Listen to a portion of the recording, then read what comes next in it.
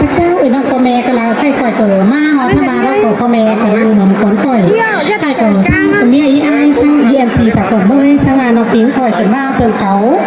คอยกับเจ้าสอพระเจ้าน้องพ่อแม่หนังเสื่อเขาแล้วคนนั้นน้องพ่อแม่นะฉันเลือกเจ้าน้องพ่อแม่หักเสื่อจะโผล่หลายคนเมื่อไหร่เพราะเอ็มพ่อมันไม่หายไอ้ช่างมันนี่ผมเมียไอ้สักเกิดจะได้หลังเงินน้อยย่ำเจ้าขอบก่อนคือจะกินหนึ่งบาทคนอื่นปีหนึ่งน้องหลายปีดีได้เข้าอาจจะต้องสัมตะไลขันเหมือนสังคมยังอายก็หลังแต่เขาขาแผลก็ว่ามันก็ใช่เป็นขาแผลต้องเสือต้องแต่งข้าสังคมยังอายก็จะได้หลังน้อยหนึ่งคนเดียวช่างมันอีกจังเรียนวันป่าเมืองจังในการไม่น้องพเมสองวันสามหน้าไปเด็ดไทยหน้าไปเด็ดหน้ามันเบาเศร้าเลยตุ่มตุ้มสังคมยังอายคอยก็มีเงินเสื้อเขาประบาดขาดวันที่สองทุ่มผมยังอายจะได้หลังนั่งน้องพเมเฮ้ยคอยขึ้นมาเสื้อเขาเอาไปปี2025หนังหน้าไฮนี่อะไรน้องพ่อแม่มวนใจตัวมือกูผู้หาน้องเบี้ยคอยเจ้าบ่าวเดี๋ยวเขาน้องพ่อแม่ปันเด้อน้องพ่อแม่เด้อ